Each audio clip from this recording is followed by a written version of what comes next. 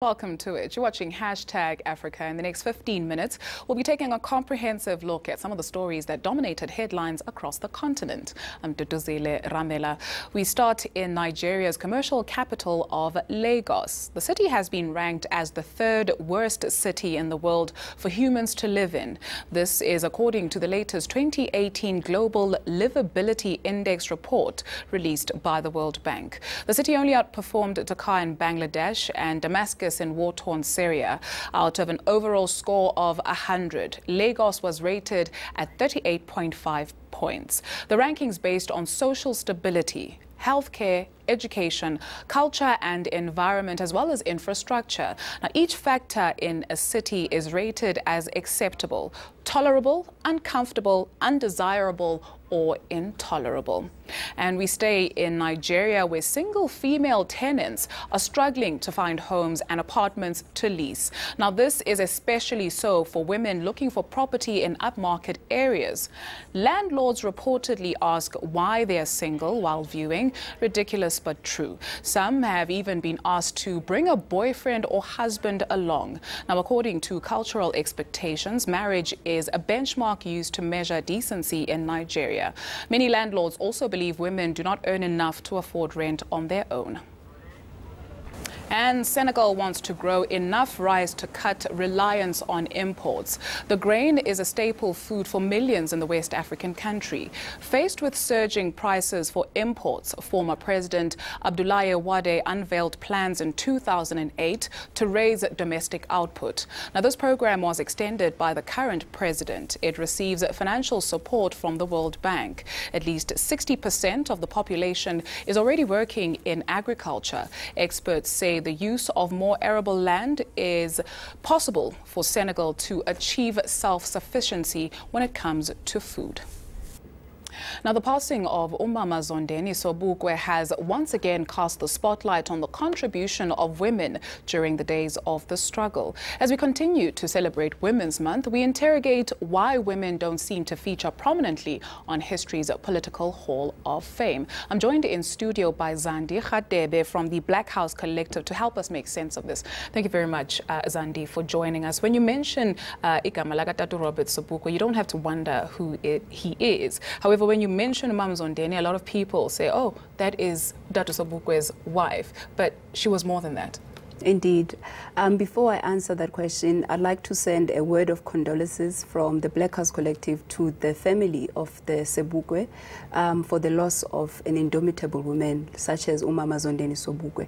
And indeed, you are quite correct. A lot of us are familiar with the name Sobukwe, although we don't know his contributions, but the name does ring a bell, and the same is not extended to Umama Zondeni Sobukwe.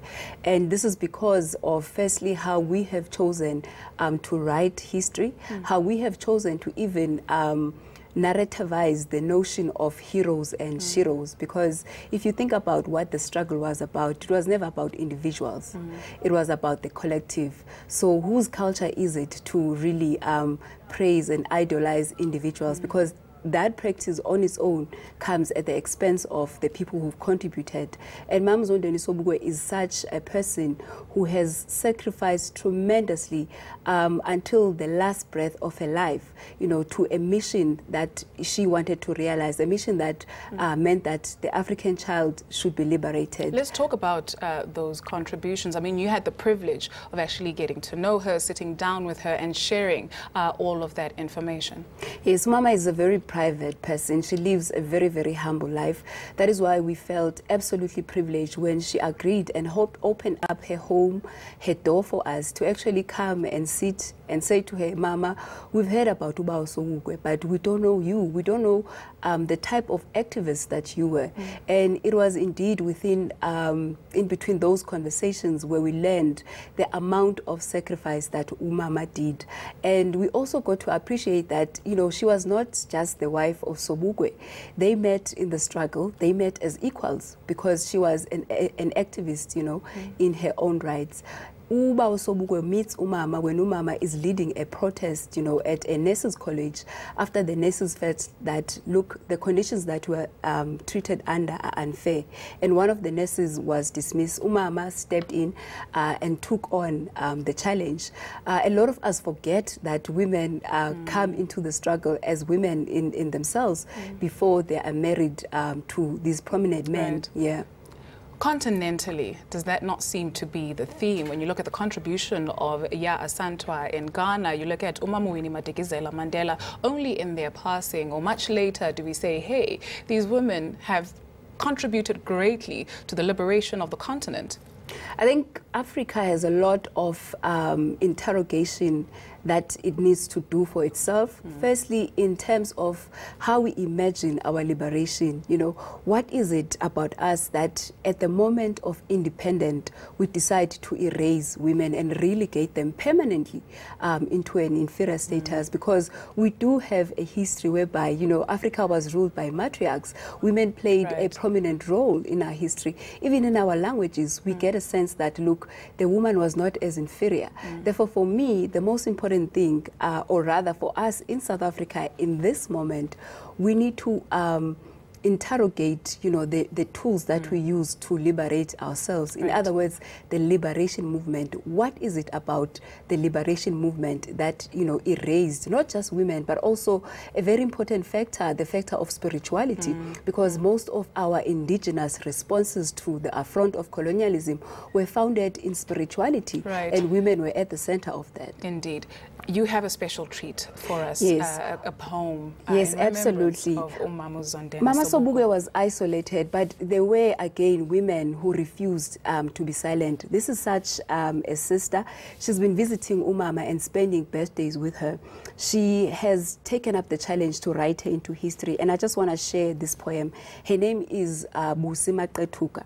She writes, "When all names are called and yours is not, forgotten among women who became widows when their husbands were kept in prison, you spent no time with Mangaliso Sobukwe. Your undying love for your people kept you strong. You knew the mission had to be completed." I just want to read that first paragraph because I think it sort of complements the type of woman that Umama Sobukwe was. She kept true to the mission. Today, most of us, in fact, we are still landless, and therefore it wouldn't make sense for Umam Sobukwe to enjoy, the so-called privileges of democracy when she herself knew that the very same people that she sacrificed for continue to be landless. So I just want to say, much as there has been a movement to silence the name of Sobukwe and that of Mama Robert Sobukwe, there are women who kept the fires burning. There are women who, went against the norm, went against the grain to reinscribe and write Mama Sobukwe into our national consciousness. This has been so enriching. Thank you very much, Zandi Khadebe from the Black House Collective, for coming through and talking to us. We take a short break. Still ahead here on #Africa. Floods in northern Sudan have claimed the lives of at least 24 children.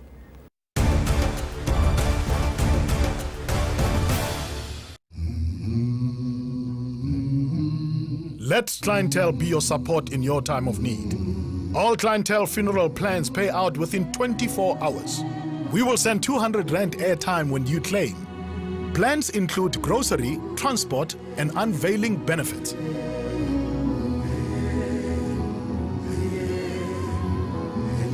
Only from Clientele, the name you trust.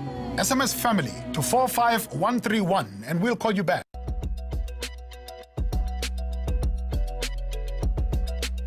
I've met many South Africans in my life, people who've made great influences in our country's change. I'm still looking for a few more.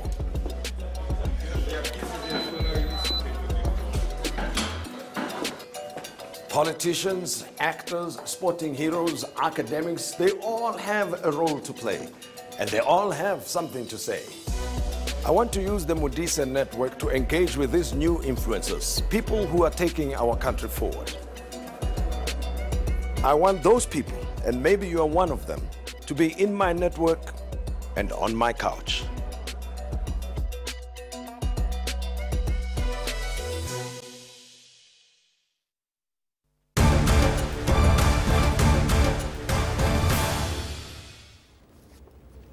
Welcome back. At least 24 children and a healthcare worker drowned when their boat sank in northern Sudan. The vessel traversed a 2.5-kilometer flooded area near the River Nile when it capsized. More than 40 children were on the vessel trying to get to school. It's reported that the children panicked and leaned to the one side of the boat. Only 2 of the 24 bodies have been found. The children were between the ages of 7 and 16. Those who died were mostly girls. One family lost 5 daughters. 2 families lost 3 children each, while 3 families lost 2 children each. It's said the pupils usually go to school on foot but haven't been able to due to flooding in the past week. The boat capsized 750 kilometers north of the capital, Khartoum. Help from nearby towns only arrived 5 hours later. Residents raised flooding concerns in the past due to the construction of a controversial dam in the area.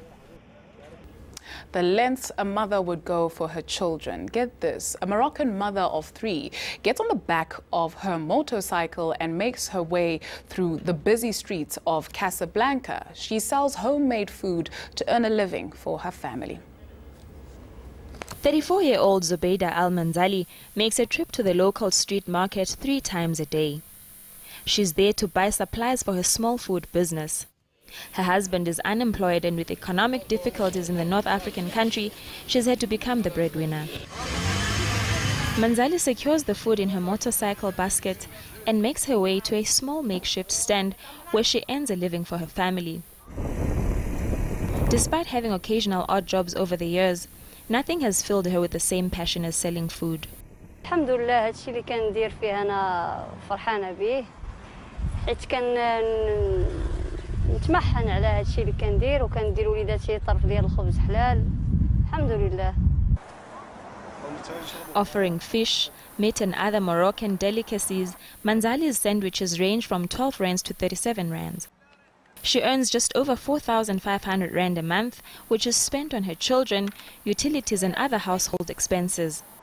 Her loyal customers say her mouth-watering meals are neither heavy on the stomach nor on the wallet.